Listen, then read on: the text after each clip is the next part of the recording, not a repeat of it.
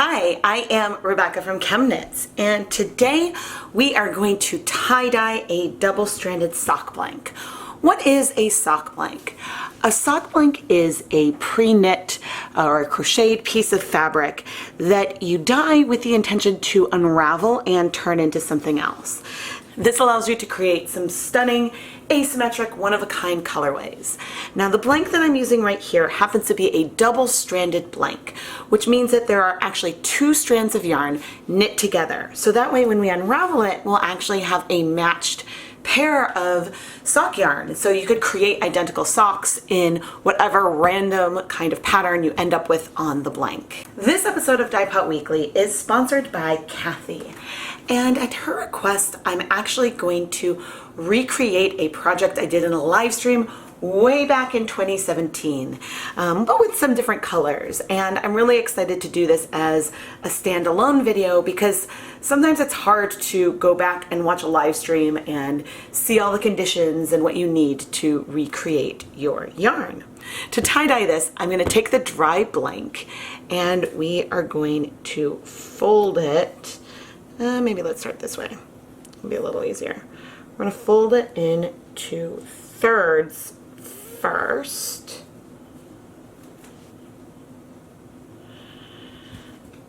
Fold it into thirds, and then I'm going to fold it back. So this was basically a fan fold. So we have it divided into thirds lengthwise. And now I'm actually going to fold it once more. Let's go this way because maybe that'll be a little easier. I'm now going to fold it once more. So we've actually folded it into sixths. This is going to give us a much more narrow setup than we would have had otherwise. This blank is a double-stranded, as I mentioned, platinum sock blank from Wool to Die For. And the yarn is 75% superwash merino, 25% nylon. This is very similar and is actually a really good dupe for a knitpicks stroll sock blank. And now I'm going to take 3 rubber bands and place it around this blank because that's what I did way back when. And you can see we have something that looks like tie-dye. Actually, maybe this one isn't so tight. And so what this is going to do is we're going to have some resist within this blank itself, just from the presence of it being wrapped. So there'll be resist from the yarn, but also there's resist provided by these rubber bands. And so it'll be harder for dye to penetrate in these areas. And so that will give us some variation on the fabric itself. We are going to dye this yarn today in 2 different colors of Wilton's food coloring. We're going to use Wilton's Royal Blue and Wilton's Kelly Green. And the fun thing about this color combination is that this is actually the combination that we used on another colorway that I dyed in that same live stream. So it's kind of fun to go back and I could actually really easily see the proportions of all the colors that I used. I'm going to be dyeing a dry blank a total of 2 times in this video. First, we're going to dye it in the Royal Blue food coloring. Then we will open up the blank, see what it looks like, wash or quickly rinse it, let it dry, and then we'll come back and dye this again, but having the yarn that was on the outside be more towards the inside.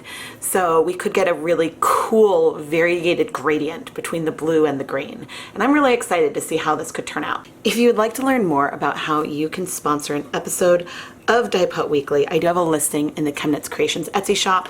Unfortunately, it has been sold out a lot recently, so please check back. Or send me a message on Etsy and I can add you to a waiting list to message when I release more slots. I am now going to dissolve a 1/4 teaspoon of the Wilton's Royal Blue food coloring into 1/2 cup of warm tap water. The reason why I like using warm tap water is that it's easier for the gel icing color to dissolve when you're putting it into warm water. One of the perks of dyeing yarn with food coloring is that I'm personally comfortable using my cooking pots and pans for this project.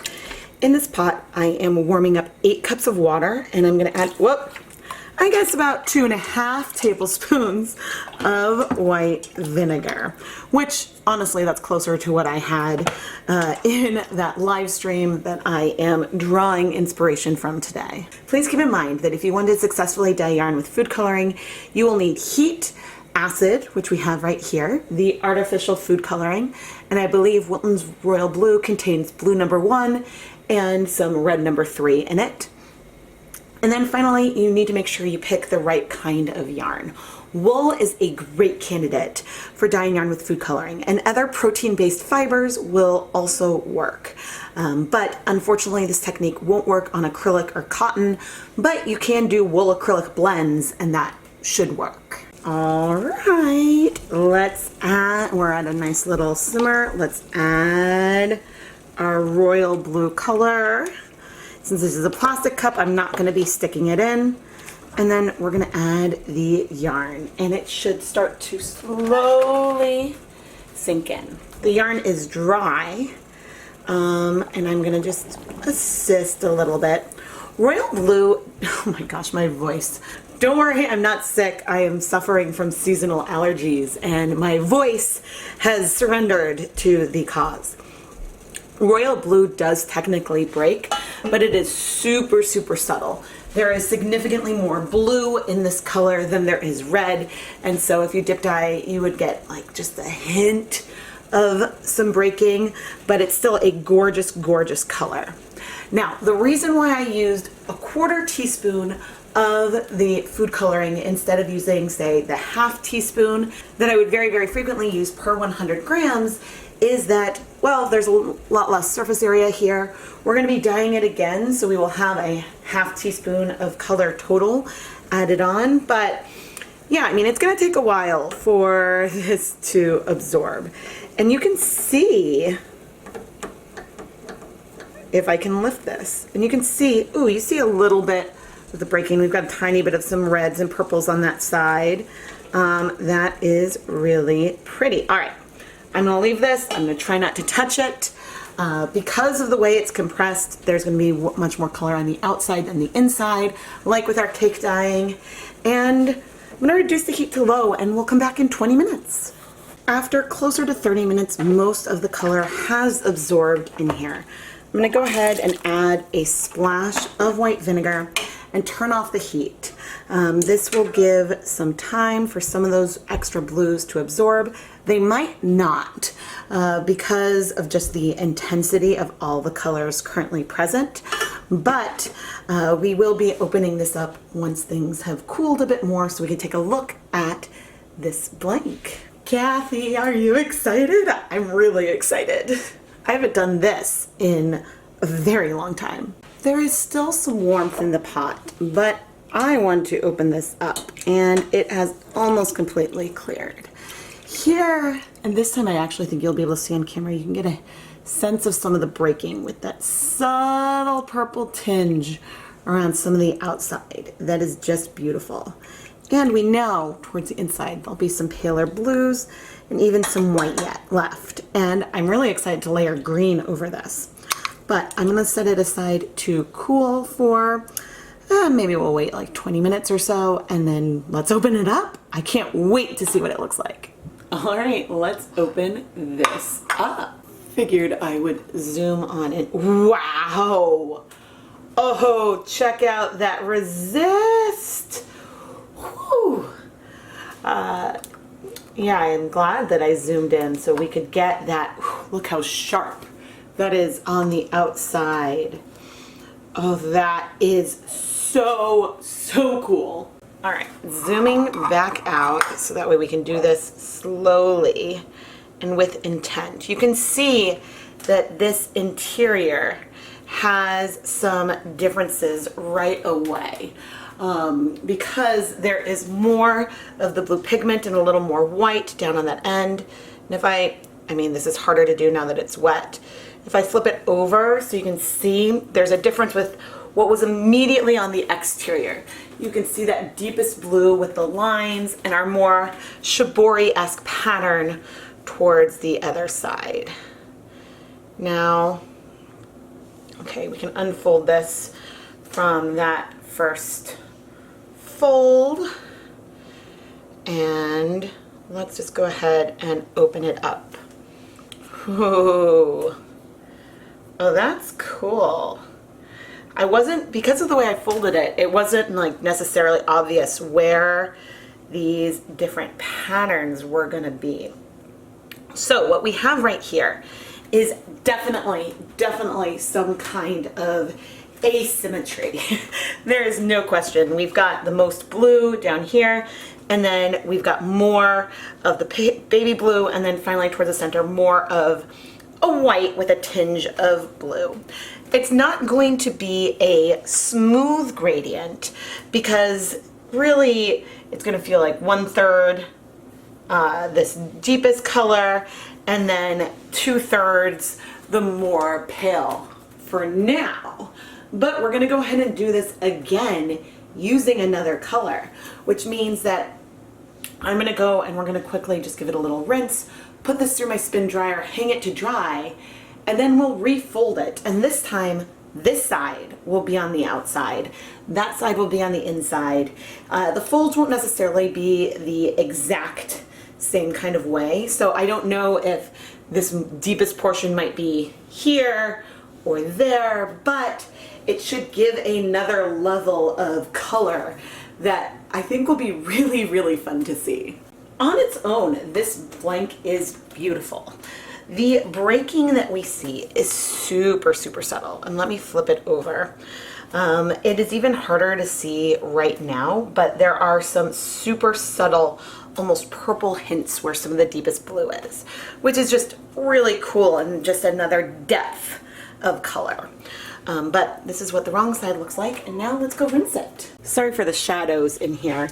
This is just some plain tap water right now. The goal here is more of a rinse versus a full wash. We will wash it more towards the end. But right now I'm seeing no bleeding. There will still be some amount of acid here in the blank, but I do want to reduce it a little bit, which is one of the purposes of this rinse. The main purpose of this rinse is A, to remove excess dye, but the second reason is to reduce the amount of acid that is in our blank. So that way when we go through the next round, starting with the dry yarn again, that will have conditions that are a lot more similar to what we had this first time. But anyway, this rinse was super fast. I am gently squeezing out the yarn. I'm going to put this through my spin dryer and then lay it flat to dry. Here is our cleared dye bath, and now you should all know by now that I can't leave any dye behind. And we had a little bit of some leftovers. I opened up a brand new container of royal blue today, and so there was a little bit of knife as I split that cap open, and a little bit of extra color that was inside that cup that we used. Now, this is the same dye bath we used for our blank. We've got lots of acid in here, and I'm gonna add, actually it's still a tiny bit warm. Yep, it's still a tad bit warm. The heat is not currently on, but I'm expecting that we will be soaking up this color really, really fast. What I just added is a skein of dry knitpicks stroll fingering weight yarn. And a benefit to adding it dry and adding it to a mostly cool dye bath is that, well, I mean, we're kind of combining two opposites here. By adding it dry, we're going to get more tonal variation. And by the fact that it's not super hot, we're going to get less. And so doing it this way, let the dye strike really, really fast. You can see it's already cleared. I'm going to go ahead and heat this, but the color is cleared. The color struck fast because of the acid and a little bit of heat, but it was slowed a tiny bit because the yarn was dry. And so we were able to get more of it all over more of the yarn to give us this fun, very random tonal. I'm now going to turn on the heat, and I will probably heat this for 10 to 15 minutes once we get to a low simmer, and then I will let the yarn cool completely and wash it with a little bit of dish soap off camera. But it is beautiful, and I don't know, I always like when I can get good coverage on a beautiful tonal pastel, and I'm really excited to see what this one looks dry. The blank is dry, and now we can fold it in a very similar way. I've realized that since this is a blank versus, say, a scarf or something that we will keep, it doesn't matter as much if things are done in exactly the same way. And so that knowledge has honestly helped me a lot when it comes to this, as I am attempting to twist and fold this up.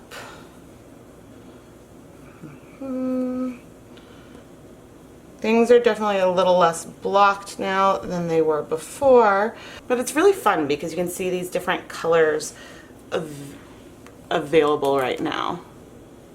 Now, unfortunately, I do not have the exact same rubber bands that I used before.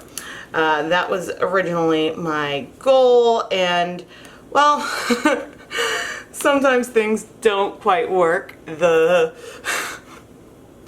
was my goal, but sometimes things don't just work the way that you expect. But we have our nice little clover flower right here, and we can get ready for dyeing round 2. The main thing that is the most important is that our most pigmented area is in the interior. And you can see how much white we have exposed here, which is great because that will take some of the green. Once again, I have a 1/2 cup of some warm tap water. And this time I have the color Kelly Green, and I am gonna get a 1/4 teaspoon of that color and dissolve it into the warm water. Again, the reason why I use warm water is that it makes it easier to dissolve this gel food coloring paste into the water. In this pot on the stove heating up, I once again have 8 cups of plain tap water with 2.5 tablespoons of white vinegar. So this should be the same setup as we had before.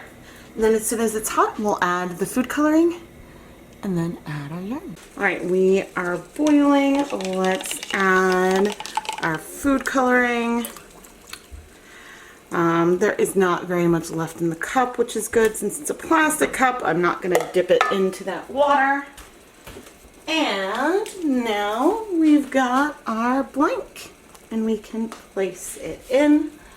And I'm going to employ a slotted spoon to help me submerge it. And now it is a beautiful green. At the moment, it is very difficult to tell that we had so much blue and stuff on there. And that's because we're gonna get a lot of green over it, and some of that variation will still be present, but more subtle. You can sort of see the dark patches, but it's a bit overwhelmed by the green at the moment, but I'm real excited to see how this is gonna turn out. So I'm gonna reduce the heat, and let's go ahead and wait 30 minutes before we come back and check in. It's gonna take some time for all of the magic to happen here. After about 40 minutes, most of the color has absorbed, but we do still have some green color in the pot. So I'm gonna add another 2 to 3 tablespoons of white vinegar and stir this up. And let's flip. Yeah, there's lots of color, lots of variation of color in there. All right, I'm gonna turn off the heat and leave this in here to cool, and hopefully we will absorb that residual color. The pot has cooled and the color has almost, basically it's completely cleared. I'm gonna call that cleared. And now let's get ready to open this up. You saw me, I gently squeezed out most of the water, and let's remove these rubber bands first. Ooh, look at that pop of blue in there. And then again, we've got the white stripe just from this resist with the rubber band. That is awesome. Okay, and now we can open it up. We've got more blue, but there's still in this area with, ooh, look at all that green. But there are still pops of blue down there. And if anything, The green feels more like a gradient than the blue does to me. Sorry for that strange camera angle. But yeah, I'm really curious when this is turned into something, if it's gonna feel like half mostly blue and half mostly green, or if you're gonna feel sort of a gradient between there. But actually, I love the way that the darkest blue is here and here, and the darkest green is there and there. I think it has a beautiful symmetry to it. And I think that this blank is gorgeous. At the moment, I feel a lot of green and I feel a lot of blue, but I'm not necessarily seeing a lot of an intermediate teal. But what I am seeing is very, very little white left behind. And so I think that that is, wow, from the way that we folded this, we really did bring mostly green onto where there was white, and we had blue where there was white on the other. Like that just worked out. On camera, I think that it's looking a little teal, but in person this feels like grass green and then a deeper green. But we will see once things dry. And so now let's go wash the blank. Don't worry, we will take a closer look at the wrong side as soon as the blank is dry. But yeah, I'm not seeing any color come out, so that is good. I can't remember if I used soap last time or not. It wasn't particularly important that we did. It didn't really matter if there was vinegar left in, so I might have just rinsed. But anyway, this time I'm adding some clear dish soap. And the reason why I use dish soap instead of wool wash or something, and we're seeing some bleeding. Bummer. All right, we are getting some bleeding. But the reason why I use clear dish soap is honestly because that's when I have on hand and it's easy. But the other reason is that if I use green dish soap and we saw small amounts of bleeding, it would be hard to say if the bleeding we were seeing was due to, if we were just seeing some color from the soap or if we were seeing some green bleeding. And oh, the water was actually warm. But I am still actually surprised by this amount of bleeding. So I'm going to try rinsing this a few more times. I'll add soap once more, and then I'll pop back in and let you know how it's going. Okay, after a few more rinses, there is some pale bleeding, but I'm going to add a nice splash of white vinegar in here. And I think I'm going to just let this soak in that vinegar solution for a little bit, and then I'm actually going to go ahead and microwave it. Just, you know, I think that like a vinegar soak and stuff could be fine, but I want to be abundantly sure that we have this color well set. So with more acid throughout, I will plop this in a microwave safe dish. It is very saturated. I am going to cover it, and then we'll microwave this on high in 2-minute increments for probably 4 minutes or until it's nice and hot. Okay, washing blank round 2. This was after resetting it, and wahoo, that seems to have done the trick. So I'm going to go ahead and wash this, rinse it a few more times, put it through my spin dryer, hang it up to dry, and we'll come back. Before we jump into the conclusions on this beautiful dry blank, I want to take a moment to thank our sponsor, Kathy, for not only just sponsoring this episode of Dyepot Weekly, but for suggesting that I revisit this technique I did in a live stream with a twist and try it from both ends with different color combinations. I think that what we ended up with is gorgeous. I always love adding on and taking another look at a technique I have done that's a little more experimental and trying to add other layers to it. But I'm also especially interested in doing a Dyepot Weekly episode on a technique that maybe I've only done in a live stream in the past. So if there's any techniques you want me to take another look at, or maybe something I haven't tried before, please let me know down in the comments. I keep a running list of your requests, questions, and suggestions, and I frequently draw my video ideas from that list. If you would like to learn more about how you as a viewer can sponsor an episode of Dyepot Weekly, the listing when it's available is located in the ChemKnits Creations Etsy shop. But unfortunately, slots right now are more limited. So if you're interested in being on a waiting list, please message me on Etsy and I can add you to a list that'll notify when slots become available again. But unfortunately, slots are still going to be fairly limited for the time being. But another way that you can support the content here on the channel is I do have a Patreon, and at different levels you could get shout outs in the Dyepot PS series, and so I have links to both my Etsy shop and the Patreon in the video description. The way that the colors change and increase is really, really cool. And there's definitely some resist from the knit stitches itself. You can see where it started to unravel a little bit.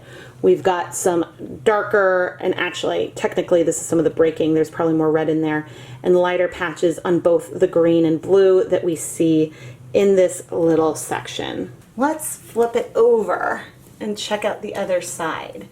We have good color penetration. So this is going to be, while modeled like we saw, there will still be a lot of color versus feeling fairly pastel overall, I believe. How will this knit up? Well, that depends. It depends on so many factors, like what you make, if there a stitch pattern, and things like that. And so I think in the hands, with this identical blank, in the hands of 10 different knitters, even with a similar pattern, it might look and pool and transition slightly differently.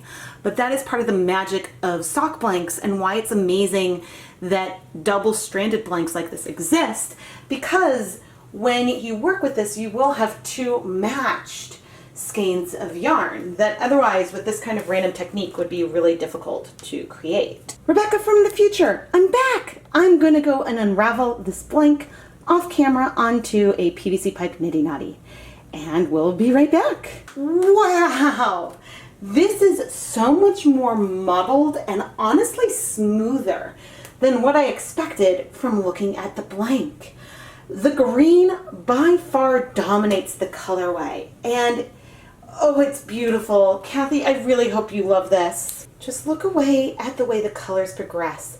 There are reverse speckles in here, but there is more color than there is white and pastel because of the technique and the color penetration we got. But I personally am a huge fan of modeling you see from dyeing blanks, and this really is no exception. This technique is so random with the way the folding is, and I think if I had tried to do two blanks in this colorway, that there would probably be a lot of differences once we unravel them. We could see difference in like the placement and the amount of color versus light patches because it's folded, and folding something and adding rubber bands adds that element of randomness to it. But since the blank is double-stranded, we have these two matched 50-gram skeins of yarn, which is perfect for socks. It doesn't have to be socks, but if you want to dye something in a random way and then end up with matched socks in the end, blanks are perfect for that. So anyway, thank you so much for watching. Kathy, thank you again for sponsoring this video. At this stage off camera, I'm going to go and just soak the yarn in some water to help relax the crimp, to relax this crimp that exists because we unraveled a knit item, and then hang it to dry and mail it off to our sponsor, Kathy. As for our yarn mop, we have this beautiful sky blue, and some of these pale areas almost feel, they definitely feel cloud-like because of the slight yellow on a base like this. Just from the off-white nature, it really does feel like a cloudy sky.